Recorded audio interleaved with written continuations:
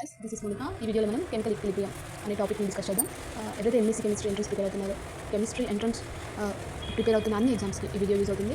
So చూడొచ్చు chemical equilibrium. అసలు what is chemical equilibrium? Chemical equilibrium అంటే ఏంటి? తెలుగులో సమతుల్య స్థితి అంటారు. చూద్దాం. State in a reversible reaction where rate of forward reaction is equal to rate of backward reaction. తెలుగులో చూస్తే ఒక రివర్సబుల్ రియాక్షన్లో ముందుకు జరిగే వేగము అంటే పురోగామి చర్య వేగం ఈజ్ ఈక్వల్ టు వెనుకకు జరిగే వేగం అంటే తిరోగామి చర్య వేగం అనేది సమానమైనప్పుడు దాని సమతుల్య స్థితి అంటారు. ఓకేనండి. ఒక రివర్సబుల్ రియాక్షన్లో పురోగామి చర్య వేగం ఈజ్ ఈక్వల్ టు తిరోగామి చర్య వేగం అనేది సమానమైనప్పుడు ఏర్పడే సమతుల్య స్థితి. ఓకేనా? దాన్ని మనం కెమికల్ ఈక్విలిబ్రియం అంటారు. ఎగ్జాంపుల్ చూడొచ్చు. N2+3H2 ఇక్కడ ఫార్వర్డ్ డైరెక్షన్ ఉంది, బ్యాక్వర్డ్ డైరెక్షన్ ఉంది. ప్రొడక్ట్ వచ్చేసరికి అమోనియా ఫామ్ అయింది. ఓకేనా? ఇందులో టైప్స్ చూద్దాం. నెక్స్ట్ టైప్స్ చూద్దామండి. టైప్స్ ఆఫ్ ఈక్విలిబ్రియం ఇక్కడ చూడొచ్చు. టైప్స్ ఆఫ్ ఈక్విలిబ్రియం టైప్స్ వచ్చేసరికి హోమోజీనియస్, తెలుగులో ఏకరూప సమతుల్యం అంటారు. హోమోజీనియస్ అంటే all reactants and products in same place. Example gas reactions. Gas రియాక్షన్లో చూడొచ్చు. మనం కార్బన్ డైఆక్సైడ్ తీసుకున్నాం అనుకోండి. కార్బన్ ప్లస్ ఆక్సిజన్ రెండు కలిపితే కార్బన్ డైఆక్సైడ్ ఏర్పడుతుంది. ఇక్కడ carbon oxygen all reactants and products రెండు కూడా సేమ్ ఫేస్లో ఉన్నాయి, గ్యాస్ ఫేస్లో ఉన్నాయి కాబట్టి దీన్ని మనం హోమోజీనియస్ అనొచ్చు. ఆ విధంగా నెక్స్ట్ హెట్రోజీనియస్. ఇక్కడ చూడొచ్చు. కొంచెం హెట్రోజీనియస్ నెక్స్ట్ అంటే తెలుగులో విభిన్న సమతుల్యం అంటారు. ఇక్కడ డిఫరెంట్ ఫేసెస్ ఇన్వాల్వ్డ్ అనేది జరుగుతుంది. ఎగ్జాంపుల్ చూడొచ్చు. కాల్షియం కార్బోనేట్ సాలిడ్ ఇది CaOగా ఏర్పడుతుంది. కాల్షియం ఆక్సైడ్గా ఇంకా కార్బన్ డైఆక్సైడ్ గ్యాసెస్ ఫామ్ ఏర్పడుతుంది. ఇక్కడ సాలిడ్ ఫామ్, ఇక్కడ గ్యాసెస్ ఫామ్ ఏర్పడుతుంది. చూడొచ్చు. రెండు వేరు ఇదేమో సాలిడ్లో ఉంది, ఇదేమో గ్యాస్లో ఉంది. రెండు వేరుగా ఉన్నాయి కాబట్టి దీన్ని హెట్రోజీనియస్ అంటాం. Next law of mass action చూద్దాం. ఓకేనా? లా ఆఫ్ మాస్ యాక్షన్ ఇక్కడ చూడొచ్చు. స్మాల్ a ప్లస్ dd ఇక్కడ ఫార్వర్డ్ రియాక్షన్ బ్యాక్వర్డ్ రియాక్షన్ రెండు జరిగింది అంటే కెమికల్ ఈక్విలిబ్రియం అంటారు. Chemical equilibrium CC+D. ఈ రియాక్షన్లో చూసినట్టయితే equilibrium constant K is equal to ఇక్కడ ప్రొడక్ట్స్ డివైడెడ్ బై రియాక్టెంట్స్ రాస్తున్నాం. ఓకేనా? Next types of equilibrium constants చూద్దాము. ఇక్కడ చూడొచ్చు. KC అంటే కాన్సన్ట్రేషన్ బేస్డ్, KP అంటే ప్రెజర్ బేస్డ్. ఓకేనా? రిలేషన్ చూసినట్లయితే KP is equal to KC RT బ్రాకెట్లో ΔN అని కూడా రాస్తున్నాము. ΔN అంటే ఇక్కడ gases products minus gases reactants అనమాట. ఓకేనా? ఇంట్లో షార్ట్ కట్ చూద్దామండి. షార్ట్ కట్ వచ్చేసరికి ఇక్కడ చూడొచ్చు. ΔN ఈజ్ ఈక్వల్ 0 అయిందనుకో KP is equal to KC. ఇక్కడ చూడొచ్చు. ΔN ఈజ్ ఈక్వల్ టు 0 రాసాను అనుకోండి. KP is equal to KC అంటారు. ఓకేనా? Only gases count. ఓకేనా? నెక్స్ట్ చాట్లియర్ ప్రిన్సిపల్ చూద్దాము. If A system at equilibrium is disturbed it shifts to oppose the change. తెలుగులో చూసినట్లయితే సమతుల్యంలో ఉన్న వ్యవస్థను మార్చితే అది ఆ మార్పును వ్యతిరేకించే దిశగా మారుతుంది. ఓకేనా? దీని యొక్క ఎఫెక్ట్స్ చూద్దామండి. Effects very important for exams. Repeated question ఇది. సో చూడొచ్చు. దీనిలో షార్ట్ వీడియోస్ చేశాను. ఎవరైతే నా వీడియోస్ చూస్తున్నారో షార్ట్స్ కంపల్సరీ చూడండి. అందులో మొత్తం షార్ట్ కట్ ట్రిక్స్ టెక్నిక్స్ పెట్టాను.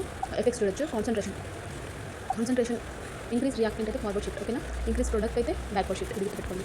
ప్రెజర్ వైజ్ చూద్దాం. నెక్స్ట్ ప్రెజర్ వైజ్ అయితే ప్రెజర్ ఇంక్రీజ్ అయితే సైడ్ విత్ ఫ్యూయర్ మోల్స్. ఓకేనా? ఫ్యూయర్ మోల్స్ వరకు జరుగుతుంది అనమాట. నెక్స్ట్ టెంపరేచర్ ప్లేస్ చేసుకొని చెప్తే టెంపరేచర్లో ఎక్సోథర్మిక్ రియాక్షన్ అంటే ఏంటి? ఎక్సోథర్మిక్ అంటే ఇక్కడ టెంపరేచర్ అనేది పెరుగుతుంది. హై టెంపరేచర్ వద్ద బ్యాక్వర్డ్ రియాక్షన్ జరుగుతుంది. ఓకేనా? అదే ఎండోథర్మిక్ అంటే ఎండోథర్మిక్ దగ్గర జరుగుతుంది హై టెంపరేచరే కానీ ఫార్వర్డ్ రియాక్షన్ జరుగుతుంది. ఓకేనా? ఎండోథర్మిక్ అనగానే ఫార్వర్డ్ దిక్కు రావాలి, ఎక్సోథర్మిక్ అనగానే బ్యాక్వర్డ్ అని దిక్కు రావాలి. ఓకేనా? ఇక్కడ చూడొచ్చు. తెలుగులో వచ్చేసి ఎక్సోథర్మిక్ అనగానే బ్యాక్వర్డ్ అంటే తిరోగామి చర్య అంటారు, ఎండోథర్మిక్ అనగానే పురోగామి చర్య అంటారు. ఓకేనా? ఇవన్నీ మనకి గుర్తుండాలి. ఇందులో వాడే టర్మ్స్ అంటే CPR రూల్ అని గుర్తుపెట్టుకోండి. C for concentration, P for pressure, R for reaction heat అని గుర్తుపెట్టుకోండి. రియాక్షన్ క్వశ్చన్ చూద్దాము. దీన్ని మనం Qతో ఇండికేట్ చేస్తాము. Same formula as K but not at equilibrium. Compare చేస్తే ఇక్కడ చూడొచ్చు. Q less than K is forward reaction, పురోగామి చర్య. Q అనేది లెస్ దెన్గా ఉంటే, K కంటే లెస్ దెన్గా ఉంటే Q is less than K కంటే లెస్గా ఉంటే Q అనేది తక్కువగా ఉంటే అది ఫార్వర్డ్ రియాక్షన్. Q అనేది బిగ్గా ఉంటే అది బ్యాక్వర్డ్ రియాక్షన్. ఓకేనా అండి? ఇది షార్ట్ కట్ ట్రిక్గా గుర్తుపెట్టుకోవచ్చు. Q ఈజ్ ఈక్వల్ K అయితే ఈక్విలిబ్రియం. ఓకేనా? నెక్స్ట్ డిగ్రీ ఆఫ్ డిసోసియేషన్ చూద్దాము. ఇక్కడ చూడొచ్చు. డిగ్రీ ఆఫ్ డిసోసియేషన్ని ఆల్ఫాతో సూచిస్తారు. ఫర్ వీక్ ఎలక్ట్రోలైజ్డ్ ఫార్ములా ఇదండి. Alpha is equal dissociated divided by initial. ఓకేనా? Important concept sir.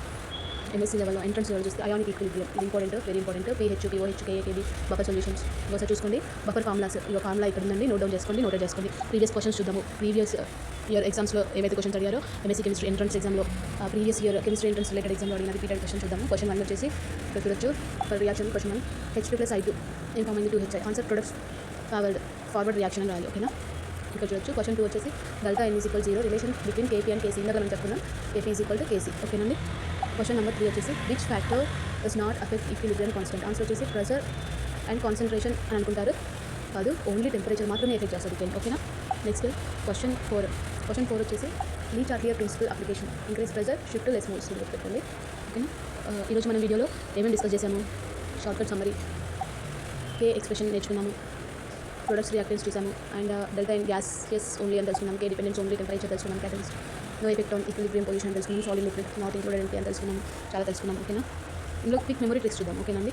Quick memory tricks చూద్దాం. PET రూల్ గుర్తుపెట్టుకోండి. PET rule pressure less moles. ఓకేనా? ప్రెజర్ అనేది లెస్ మోల్స్ అని గుర్తురావాలి. ఈక్విలిబ్రియం కాన్స్టెంట్, ఈ ఫర్ ఈక్విలిబ్రియం కాన్స్టెంట్ అనేది temperature అనేది గుర్తురావాలి. PETలో T అంటే డిసైడ్ డైరెక్షన్ అని గుర్తుపెట్టుకోవాలి. T అనేది డైరెక్షన్ డిసైడ్ చేస్తుంది. ఈక్విలిబ్రియం కాన్స్టెంట్ అనేది టెంపరేచర్ మాత్రమే. అదేవిధంగా ప్రెజర్ అనేది లెస్ మోల్స్ వైపు. ఓకేనా? అండ్ ఫైనల్ ఎగ్జామ్ పిక్స్ వచ్చేసి ఆల్వేస్ చెక్ ఫేసెస్ చెక్ చేసుకోండి and ignore solids in K. Units may not always be required, focus on concept plus short cut. ఓకేనండి. Thank you for watching. Subscribe and comments, like for my videos. Thank you for watching.